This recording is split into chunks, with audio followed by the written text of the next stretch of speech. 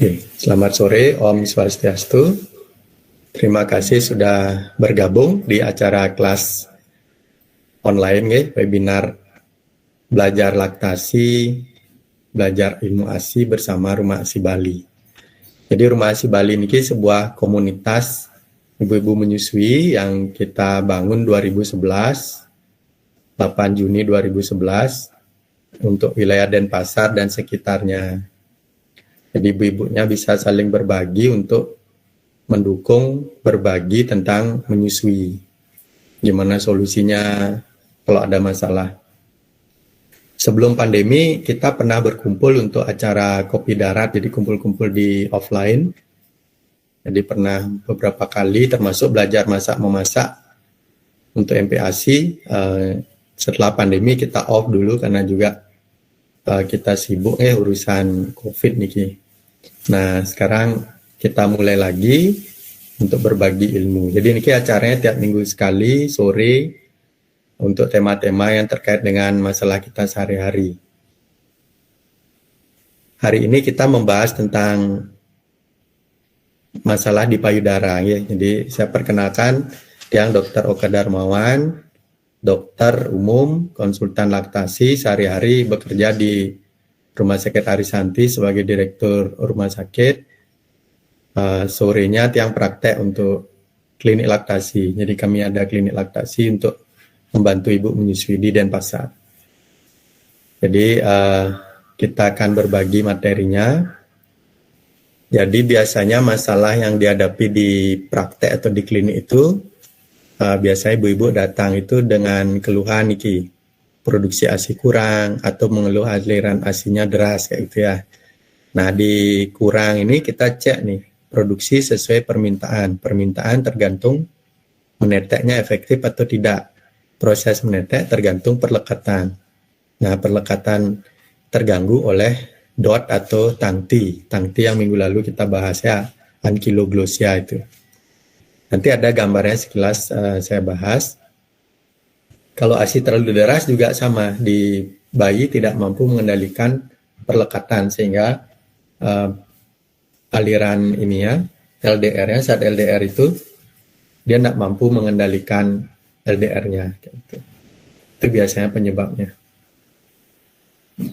Nah, sekarang hari ini kita khusus bahas tentang puting dan payudara yang biasanya bermasalah. Jadi puting besar, puting datar terbenam, nyeri, lecet seperti itu, bengkak, tersumbat dan radang gitu ya.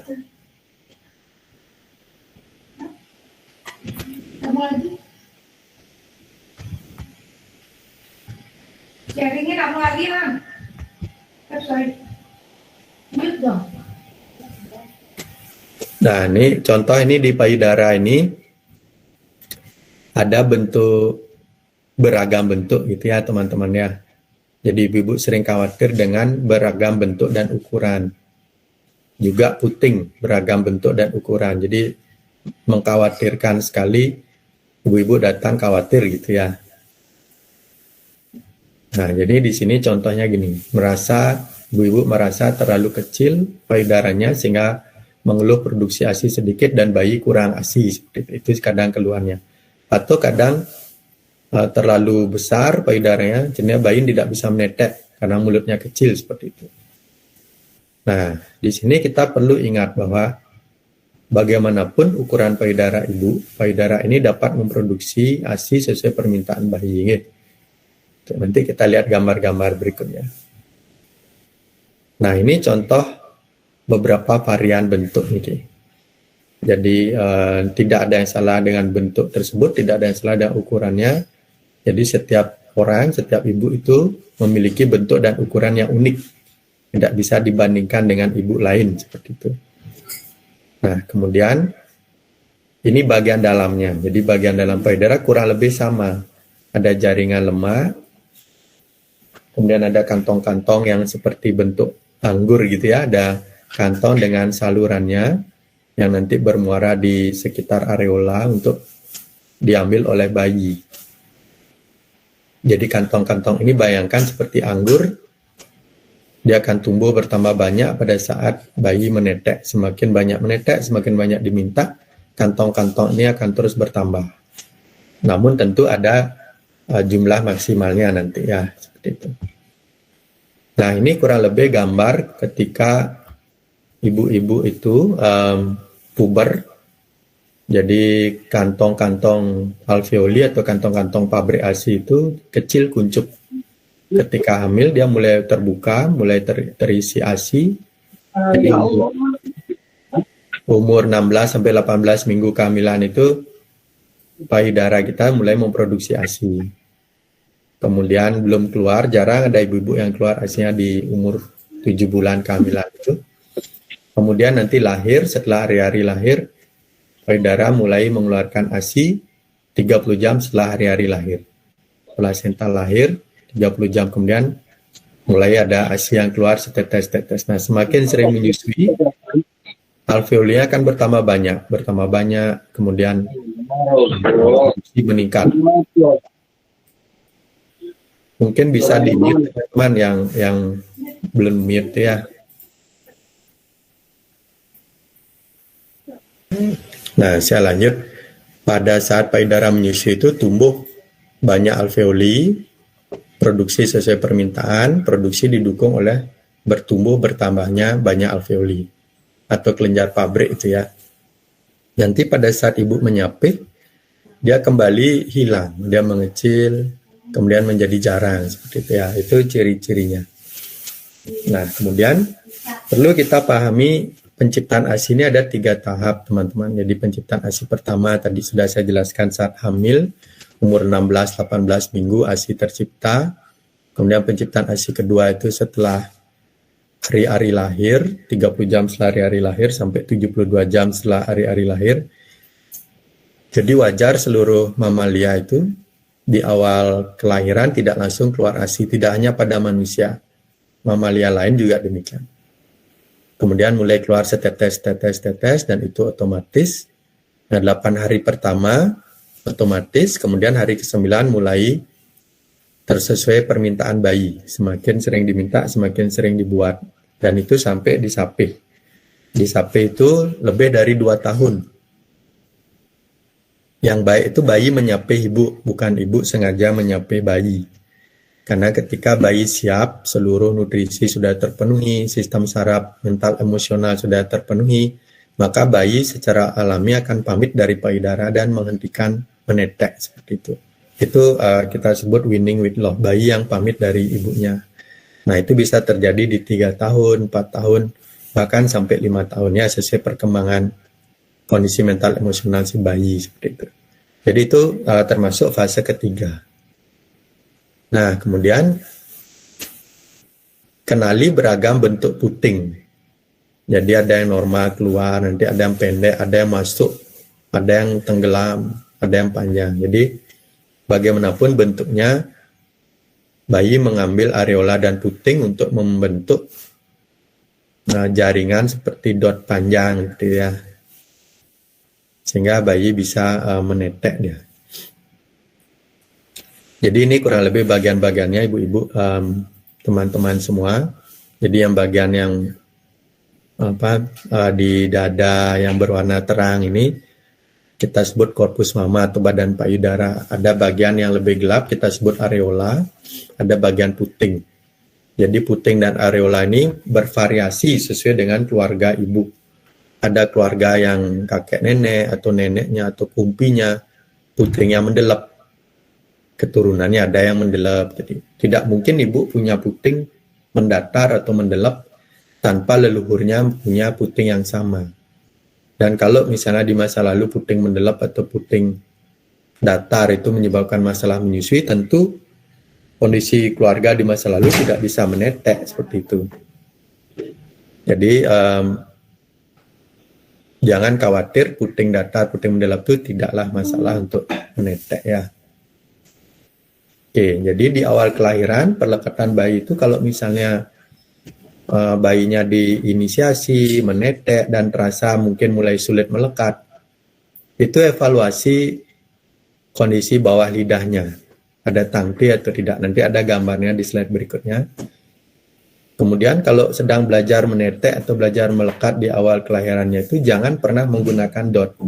Karena kalau pakai dot itu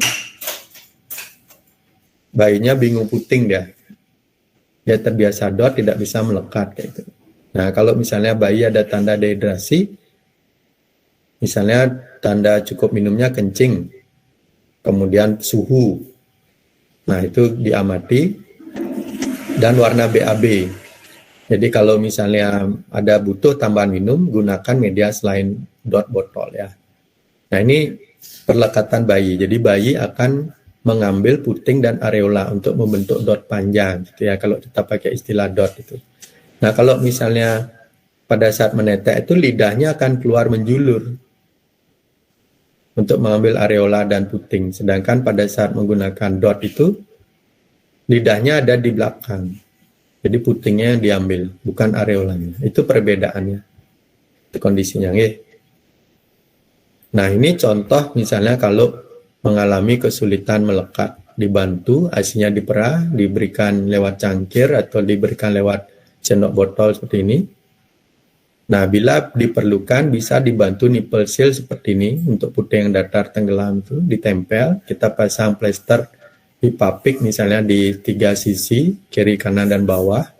Kemudian bisa ditambahkan selang yang berisi ASI perah, ASI donor yang dipasteurisasi atau formula. Jadi bayi tetap minum dan belajar memerah. Tentu penggunaan nipple seal ini tidak boleh lama agar bayi tidak bingung puting. Nah, kemudian kita masuk ke masalah yang beberapa kali yang pernah saya hadapi. Ibunya itu memiliki puting yang besar sekali, sampai sejempol ibu besarnya atau malah 2 kali jempolnya. Jadi besar sekali dan sulit masuk ke dalam mulut bayi. Ibu seringkali menyalahkan dirinya sendiri, putingnya besar dan tidak bisa menetek seperti itu. Nah, di sini biasanya kita membantu bayi untuk buka mulut, melekat. Lakukan skin to skin kontak sesering mungkin. Satu sesi skin to skin itu kurang lebih 60 menit. Kemudian biarkan bayi mencari puting. Nah, coba posisi lain, misalnya ibu di atas bayi atau posisi di bawah lengan, jadi menyilang gitu ya. Kemudian perah ASI, kalau tetap tidak bisa netek, perah ASI beri minum dengan cangkir sampai mulutnya bertambah besar. Nah, biasanya ini sambil latihan, sambil minum dengan cangkir, ini akan kurang lebih 42 harian baru bayinya akan mulai membesar mulutnya ya. Nah, biasanya pada bayi-bayi dengan ibu puting besar itu saya sering menggunakan selang lambung ukuran 5 frank 40 cm ini saya pasang dengan ASI perah ibu di spide 50 mili. Jadi bayi menetek, belajar melekat, kemudian tetap dapat minum seperti ya. Jadi pada puting yang besar itu seringkali bayi mengambil puting saja, tidak mengambil area. Padahal untuk bisa menetek yang baik, untuk bisa dapat formil dan hilmit, bayi butuh melekat sampai di areola. Nah, berikutnya masalah yang sering kita hadapi itu adalah ibunya mengeluh khawatir putingnya datar. Puting datar ini sebetulnya dimiliki oleh sepertiga ibu. Jadi dari 10 ibu biasanya 3 orang akan memiliki puting yang datar. Jadi di sini kita bisa menekan bagian areola dengan jari telunjuk dan jari ibu kurang lebih 2 menit 2 kali sehari seperti itu. Kita bisa rendam air hangat sebelum nyusui dan bisa menggunakan Bresil di bulan keempat atau 7 kehamilan untuk membentuk puting. Pada beberapa ibu membantu Bresil ini, pada beberapa ibu tidak membantu.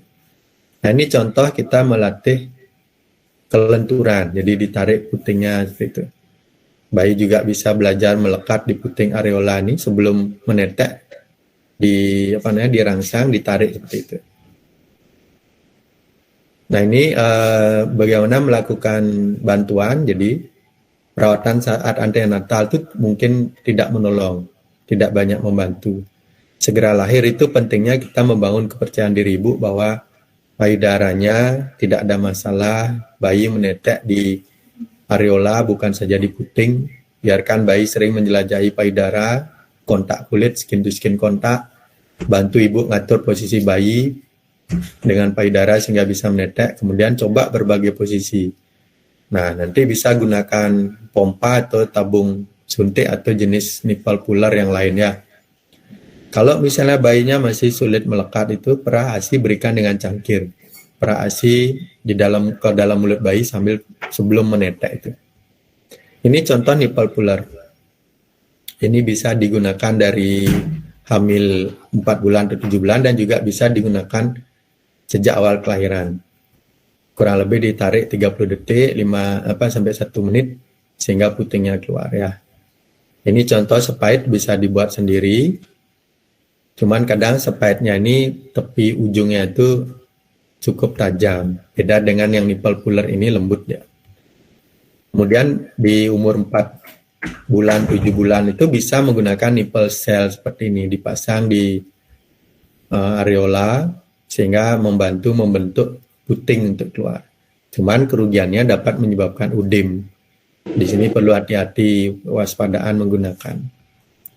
Nah, bisa juga pada puting yang datar atau kecil itu menggunakan nipple seal seperti ini, seperti saya contohkan tadi di gambar. Tapi dipakainya jangkanya pendek sementara dengan penguasaan ketat. Kalau terlalu lama, bingung puting. Tujuannya menggunakan nipple seal ini untuk membantu melatih gerakan pemerahan mulut bayi. Jadi gerakannya buka mulut, kemudian lidahnya menjulur, dan bisa melekat di areola. Nah, setelah lancar, misalnya menetek kurang lebih 5 menit lancar, lepas nipple seal-nya langsung menetek ke payudara seperti itu. Itu biasanya kita gunakan. Nipple seal ini juga bisa digunakan saat puting lecet atau puting luka untuk mengurangi nyeri. Pada beberapa ibu membantu, pada ibu yang lain tidak membantu ya. Jadi perlu diamati, tidak harga mati, bukan harus begini gitu ya. Nah, berikutnya setelah puting datar itu keluhan ibu kadang datang tuh puting nyeri. Ini biasanya kalau pada ibu yang pertama kali menyusu, tapi kalau misalnya sudah bisa memposisikan dan melekatkan bayi masih nyeri, waspada, ada sesuatu di lidahnya ya. Nah, di sini biasanya penyebabnya posisi menyusui tidak tepat. Jadi posisi yang tepat nanti lihat di gambar, saya jelaskan, itu bayi menghadap ibu. Jadi kalau posisi tidak tepat itu bayi akan menetek di puting saja. Hasilnya keluar sedikit, bayi marah dan menggigit puting seperti itu.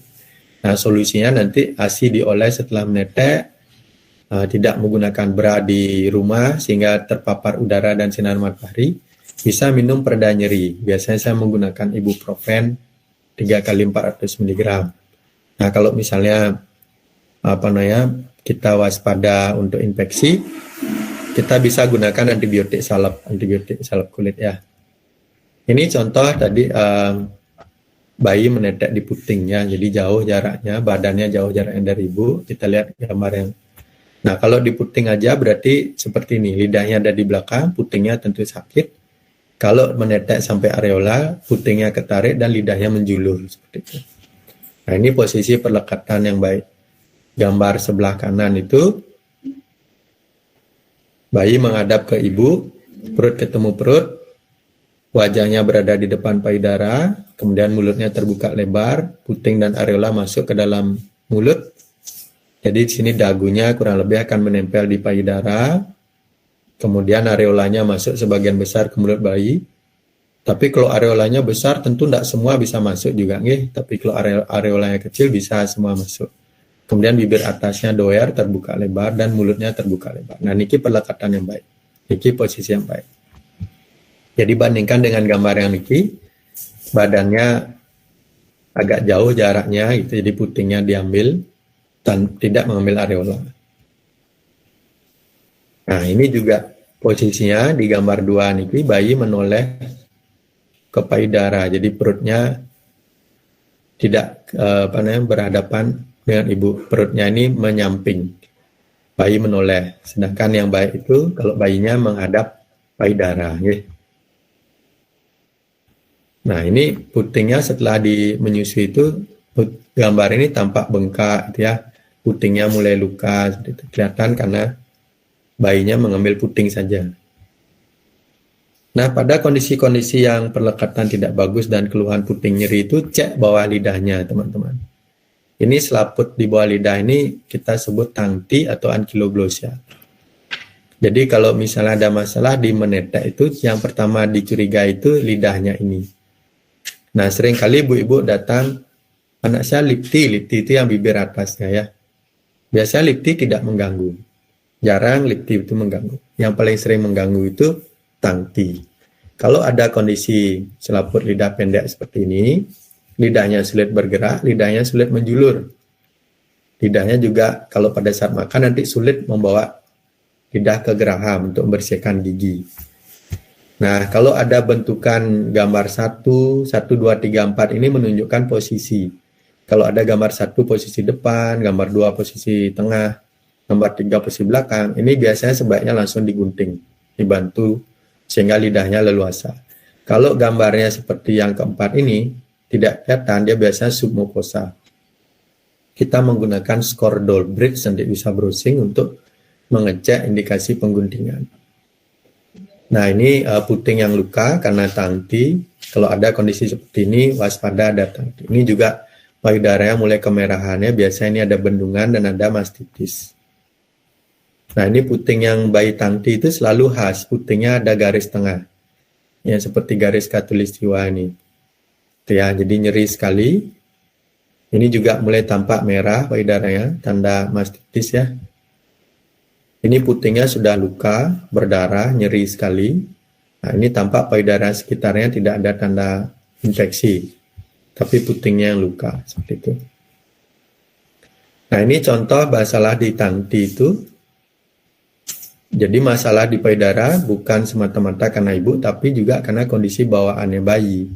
Ini contohnya di bayi umur 10 bulan ini sulit makan ya karena selaput lidahnya pendek. Sulit makannya harus lumat saja terus dan banyak kuah. Nah, ini contoh setelah 3 tahun masalah di pengucapan. Jadi anaknya sulit mengucapkan beberapa suara S, D, H, L, R gitu ya. Jadi perlu dibantu dibuka sehingga lidahnya bisa bergerak leluasa, pengucapannya bisa normal. Nah, berikutnya kalau sudah luka seperti tadi, ya lukanya seperti ini. Nah, diapakan nih? Jadi kita rangsang atau tempel dengan minyak dalanolin. Nah, biasanya saya menggunakan virgin coconut oil. ASI kita itu kaya lanolin, jadi sering-sering oles ASI dan juga dibantu minyak kelapa. Saya pakai virgin coconut oil, kita tempel di payudara ibu, oles, tempel. Nanti sebelum menetek dibersihkan, tidak perlu dicuci, dilap saja, netek langsung ya. Kemudian ditutup dengan breastpad dan di minyaknya itu atau kasa. Nah, kalau sudah meradang, ada keluar luka, apalagi sampai ada pus, mungkin perlu antibiotik. Nanti kita lihat antibiotiknya. Ini contoh gambar selaput lidah di posisi depan. Bayinya tampak kurus karena bayinya beratnya tetap atau turun biasanya nih kasusnya ya. Nah, kalau puting lecet ini selalu kita cek perlekatannya. Oh, sudah bagus. Cek payudaranya ada bengkak enggak? Ada puting retak enggak? Atau ada kandida? Kandida itu merah gitu ya. Kemudian cek juga lidahnya bayi. Ada enggak tali lidah pendek tangti itu. Nah, penanganan yang cepat tuh bangun rasa percaya diri, perbaiki perlekatannya, posisikan dulu perlekatan ulang, terus netek sambil observasi. Kurangi pembengkakan payudara, sarankan untuk memerah, menyusui, memerah. Tapi kalau nyeri sekali ibunya dibantu pereda nyeri. Biasanya saya menggunakan ibuprofen 3 kali 400 ml, ibunya memerah dengan tangan atau memerah dengan pompa manual. Kalau sudah payudaranya bengkak itu memerah dengan pompa elektrik itu sering kali bertambah bengkak. Jadi sebaiknya perah dulu dengan pompa manual atau perah dengan tangan, gitu ya. Perlu belajar untuk memerah. Kemudian kalau ada kandida, obati kandidanya ya. Kemudian frenotomi, kalau ada frenotomi itu digunting selaputnya kalau ada tali lidah pendek. Nah, jadi di sini kita hindari misalnya lotion, salep obat kita hindari. Jadi waspadalah gitu ya. Kita menggunakan saat memang betul-betul salepnya itu gunakan salep antibiotik ya. Salep kulit atau salep mata antibiotik untuk di luka putingnya itu misalnya. Payudara tidak perlu sering dicuci dan tidak perlu pakai sabun seperti itu. Tidak menggunakan lotion, kita misalnya pakai ASI saja gitu. Nah, berikutnya kalau misalnya ada tangti, ada selaput lidah pendek ini, seringkali kita ketemu ibu dengan putingnya itu ada sumbatan, kita sebut milk blister. Jadi ada titik putih di sini, nah di sini juga ada titik putih. Ini biasa ada bendungan padat di belakang. Nah ini penanganannya bisa dikompres hangat, bayi netek nanti lepas. Bisa dibantu masas, kompres hangat masas, bayi netek lepas. Kalau tidak kunjung lepas, kita bantu congkel dengan jarum. Jadi oles perda nyeri, kemudian dicongkel. Gitu ya. Nah ini contoh juga milk blister. Nah yang ini dicoba perah untuk bisa terlepas ya. Kalau sudah lepas di belakangnya ngalir dia. Ini contoh milk blister juga. Jadi salah satu putingnya tersumbat keju susu gitu ya. Nah kemudian kalau sudah ada saluran ASI yang tersumbat itu biasanya akan ada bendungan. Ini contoh dua payudara bendungan sampai seperti ini. Ini ada tanda merahnya sedikit. Yang di sini belum ada merahnya ya. Yang di gambar kiri belum ada merahnya, gambar kanan sudah mulai memerah. Jadi bedakan yang payudara penuh, yang di kiri ini penuh, yang di kanan ini bengkak. Yang ini bengkak, yang gambar 2 ini bengkak, yang ini penuh. Jadi kalau penuh itu biasanya terasa panas, yang bengkak nyeri. Yang penuh itu terasa berat, yang bengkak ini udim. Ada mengkilap dia. Yang penuh ini keras, kalau bengkak ini keras, terutama daerah puting mengkilap dan kemerahan melebar. Nah ini coba dilihat. Putingnya, kemerahan, melebar, mengkilap ya. Bedakan dengan yang penuh. Kemudian ASI, kalau yang penuh ini mengalir, bisa mengalir. Kalau bengkak itu seringkali tidak mengalir.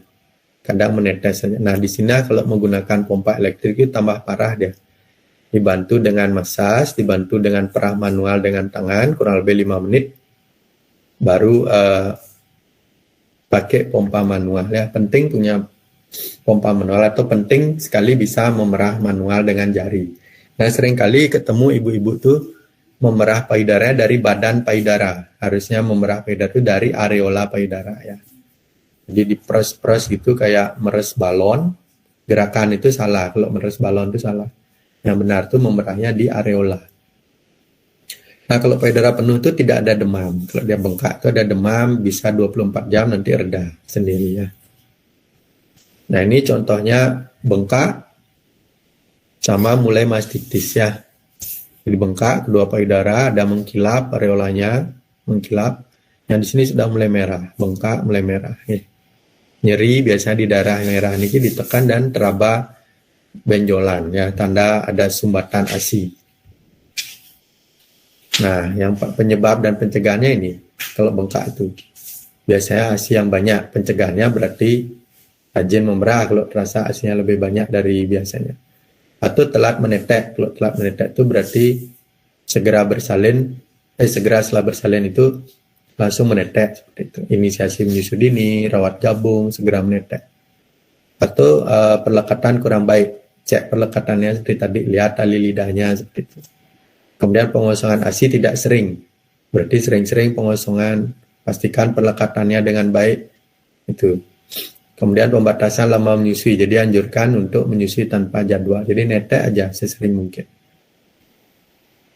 Nah, pada payudara bengkak biasanya kita bantu sarankan gunakan bra menyusui yang menyangga baik dan tidak ketat seperti itu. Nah biasanya kalau di Bali itu ibu-ibu habis hari raya itu atau sedang hari raya itu karena terlalu lama pakai bra yang ketat itu, jadi sorenya habis hari raya itu datang dengan keluhan payudara bengkak seperti itu. Jadi pas hari raya pakai baju kebaya, penting juga menggunakan baju yang longgar dan bra yang longgar ya. Kemudian payudara bengkak juga solusinya menyusui lebih sering. Kemudian saat areola keras hindari menyusui, perah dulu sampai lunak baru menyusui. Kemudian bisa dibantu memijat payudara saat menyusui. Jadi gerakannya berputar dari badan payudara ke arah puting. Bisa dibantu minyak kelapa, kemudian digerakkan ke arah areola ya. Kemudian selesai menetek bisa dikompres dengan air dingin di daerah bengkak. Nah, biasanya saya menyarankan kompres pakai kul. Cair kul itu ditaruh di kulkas dingin, dimasukkan untuk membantu meredakan bengkaknya. Nah, jadi jangan mengistirahatkan payudara. Jadi netek aja. Kalau bayinya mampu menyusu sesering mungkin. Kalau bayi tidak mampu menyusu, perah dengan tangan atau dengan pompa. Saya menganjurkan pompa yang manual. Kemudian kalau sebelum menyusui untuk merangsang oksitosin, kompres hangat, mandi air hangat. Pijat di tengkuknya, di punggung atas, pijat ringan di payudara, rangsang kulit puting, bantu untuk rileks, gitu ya. Setelah menyusui, kompres dingin. Nah, ini contoh.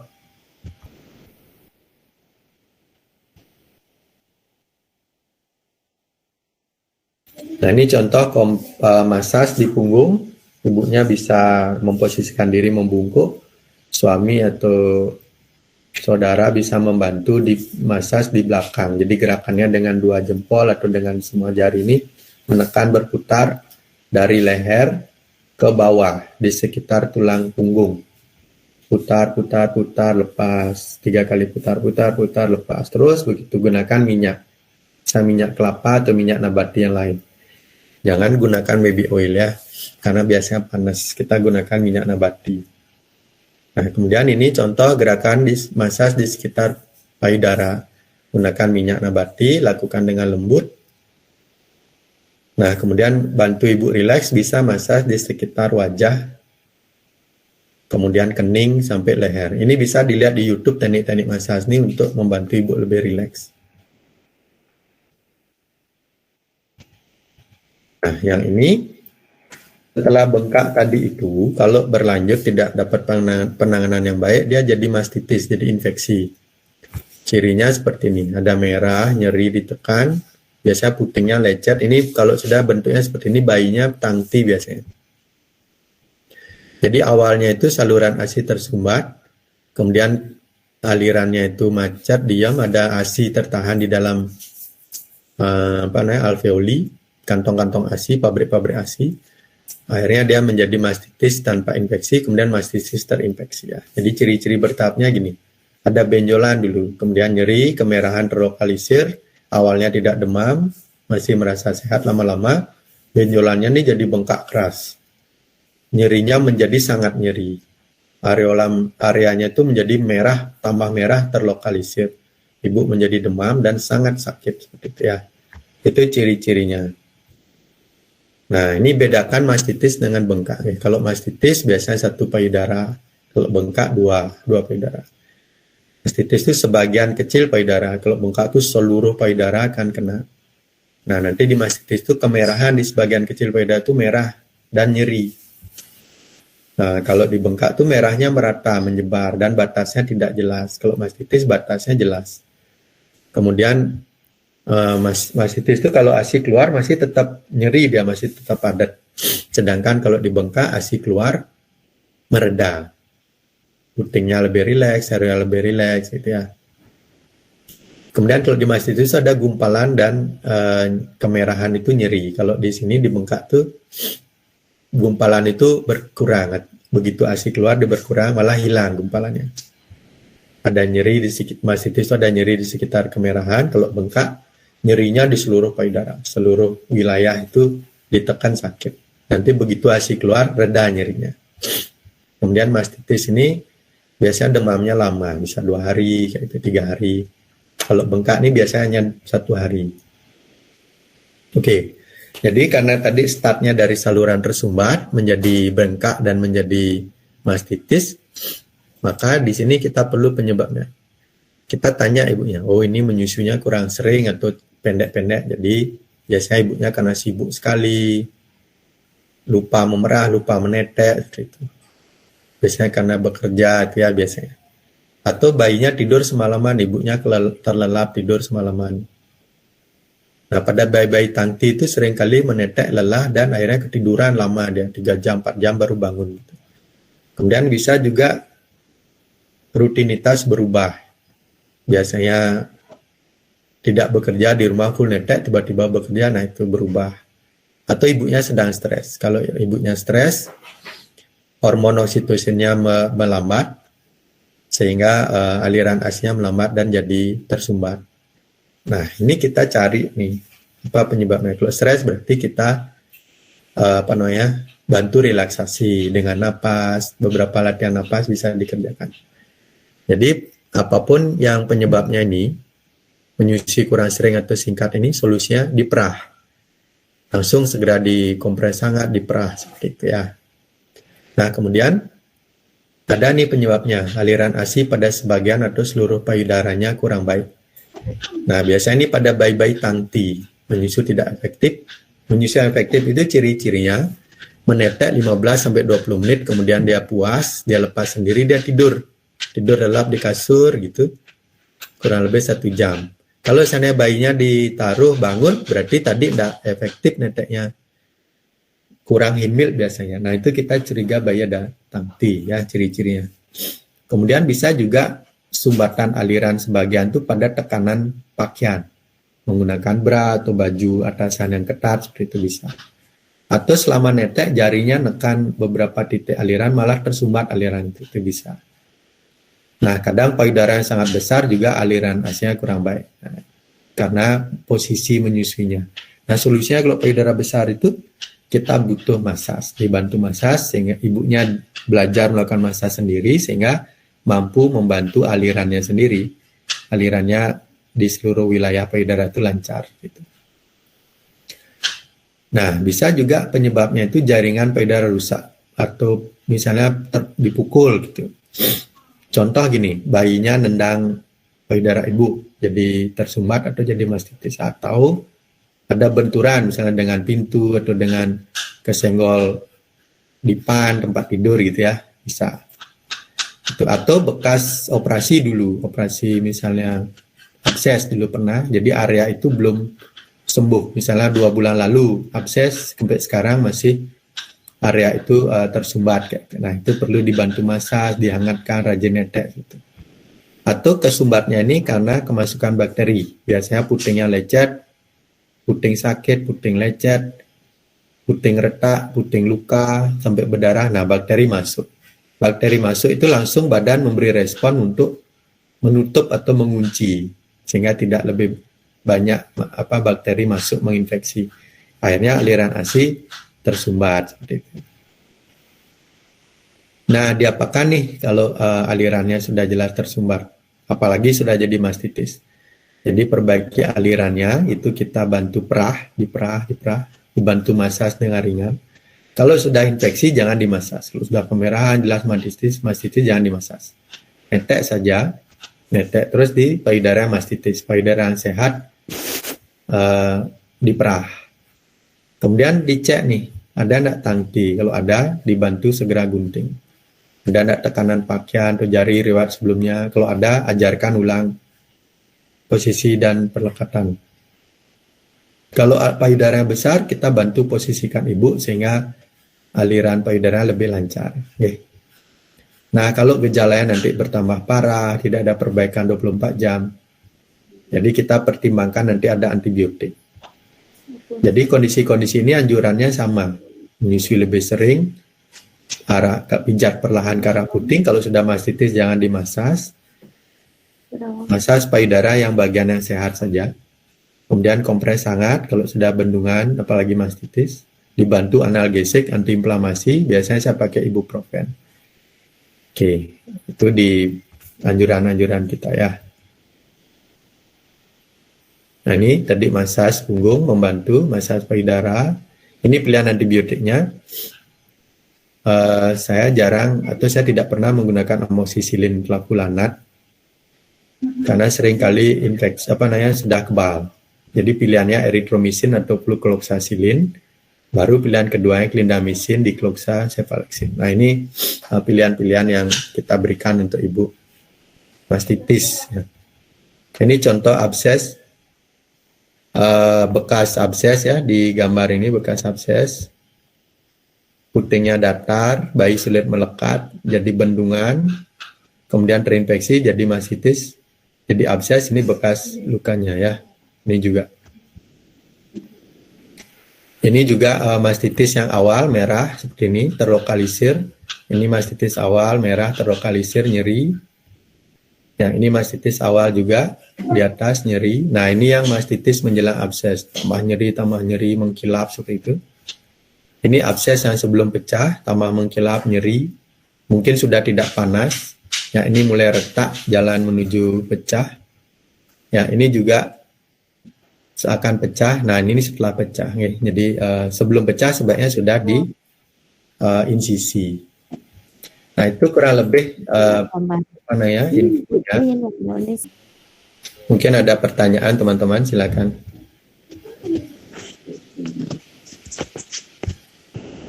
Saya Feby. Kebetulan saat ini saya lagi ngalamin infeksi pada puting payudara, sepertinya infeksi jamur. Kalau infeksi jamur itu dioleskan VCO nggak apa-apa nggih? Kalau infeksi jamur kasih obat jamur, Bu. Ibunya dapat obat jamur, bayinya juga obat jamur. Jadi dari puting sampai areola, sampai batas tepi merahnya itu ditambah 2 cm dari tepi merah. Kita oles salep atau obat jamurnya. Di mulut bayi kita pakai ini, mikostatin oles. Itu kita di dalam ya, dari bibir, gusi, lidah, pipi itu dioles semuanya. Jadi sama kayak bayi disikat gigi itu dioles semua. Nah itu bisa kita lakukan 5 kali sehari. Jadi selama terapi jamur itu paling cepat itu 10 hari sampai 3 minggu sesuai dengan siklus kulit. Kulit itu regenerasinya 3 minggu. Itu. Jadi ibu juga minum obat jamur, ketokonazol biasanya atau jenis yang lain ya, yang setara ketokonazol. Kalau ketokonazol sekali sehari itu bisa diminum 10 hari. Ya. Tapi untuk memastikan sepertinya nanti lebih baik saya datang langsung ke dokter deh untuk memastikan apakah itu benar infeksi jamur atau nanti takutnya salah lagi saya. Boleh, silakan. Terima kasih dokter. Halo, selamat malam dokter. Malam Bu Mia, silakan. Ya, saya Hurin dari Lumajang dokter. Ya ini saya konselor dokter. Kebetulan kemarin itu ada pasien ada bendungan ASI sebelumnya. Ketika saya lihat pijat laktasi sudah berhasil, bendungannya sudah nggak ada. Lalu setelah itu kok muncul benjolannya ini kayaknya ini dokter bukan dari bendungan ASI-nya, tapi karena mobile itu dokter bulat, mungkin dia diameternya kayak sekelereng gitu ya dokter ya. Itu harusnya gimana dokter mengarahkannya dokter? Kalau pada kasus yang begitu kita akan tanya riwayat ibu pada saat sebelum hamil, masih remaja atau tidak hamil itu ada enggak benjolan itu, seberapa sering ibu memeriksa payudaranya. Nah idealnya kan ibu-ibu sejak subur itu atau wanita sejak subur itu melakukan perabaan payudara sadari, periksa payudara sendiri sadari. Itu ini mens itu ya, selesai mens itu. Kalau menjelang mens atau pas subur itu kadang payudaranya terganggu oleh sistem hormon, jadi bengkak, ada gerenjal-gerenjal. Jadi selesai mens, lunak itu diperiksa. Nah kita tanya, pernah nggak Bu melakukan itu? Pernah nggak ada benjolan? Oh enggak, itu oke.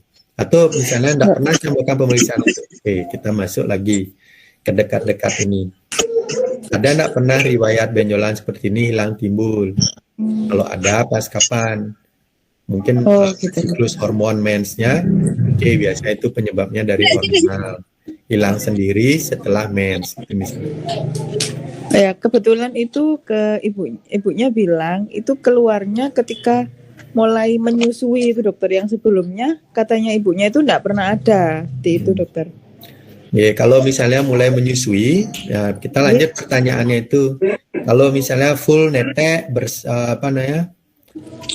ringan payudaranya habis netek, Raba seluruh wilayah payudara hilang atau enggak?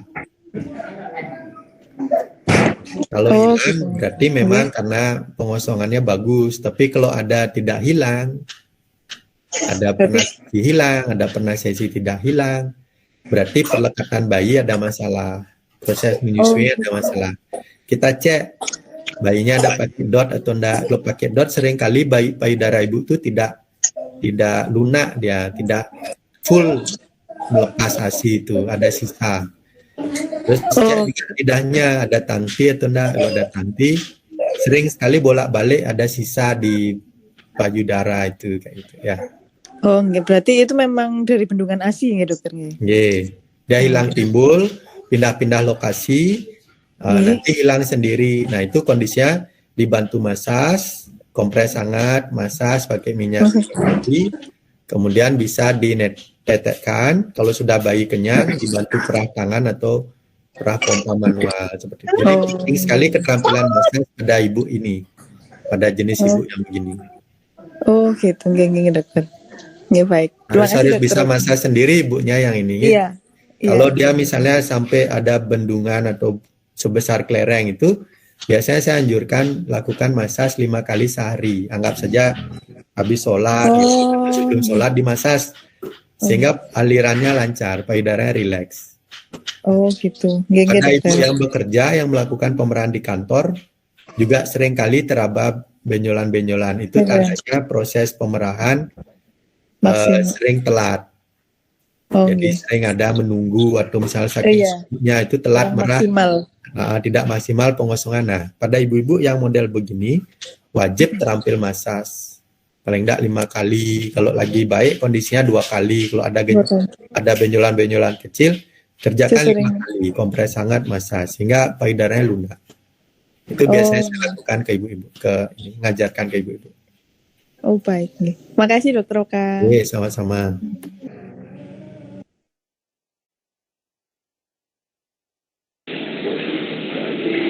Malam dokter. Silakan.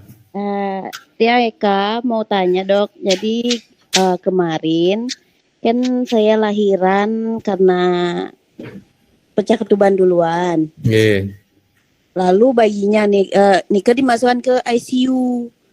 Kayak di puasa 2 hari sama sekali sampai hari ke-5 saya baru bisa menyusui langsung, tapi belum keluar ASI sampai seminggu. Nah untuk sekarang ini ASInya masih sedikit dok. Kadang untuk kayak tadi kan supaya tidak terlambat perah itu baiknya berapa waktunya dok untuk perah ASInya dok? Ini kalau ada kasus yang begini, kalau seandainya ibunya bersalin dan bayinya berpisah dari ibu karena bayi tidak bugar gitu misalnya ya, masuk ke NICU, dirawat di NICU, maka ibu itu segera melakukan pemerahan tiap 2 jam selama 10 hari pertama. Kalau ternyata bayinya sebelum 10 hari sudah keluar NICU, segera menetek, kita relaktasi. Jadi ibunya menetek, kita bantu pakai selang, tempel di puting seperti gambar tadi itu. Jadi bayinya mungkin sudah terbiasa minum banyak di ruang itu, dibantu tambahan minum sambil netek, sehingga bayi belajar. Awal-awal mungkin marah, teriak dia. Biasanya 3 hari sudah baik, dia udah lancar. Oh gitu. Nah mungkin kalau misalnya bayi sekarang, kalau bayinya sudah keluar dan ibu masih produksinya sedikit, netek, harus netek. Dan jangan pakai dot. Kalau pakai dot produksi sulit naik. Bayi lepas dotnya, full netek. Sambil netek itu tambahkan selang di payudara untuk bayi puas menetek. Akhirnya payudara terangsang untuk banjir. Seperti itu. Ya, jadi kalau masih pakai dot sulit bayinya merangsang dengan optimal, sulit produksinya meningkat ya.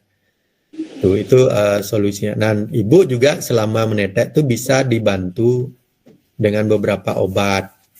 Contohnya saya biasanya menggunakan domperidon 3x1 untuk bantu percepatan produksi selama 10 hari minumnya. Ya, itu. Jadi yang jelas bayinya harus balik netek, lepas dot. Selama masa perantara belum banyak ASInya itu dibantu pakai selang maspide itu tempel di payudara kayak gitu. Itu contohnya nih.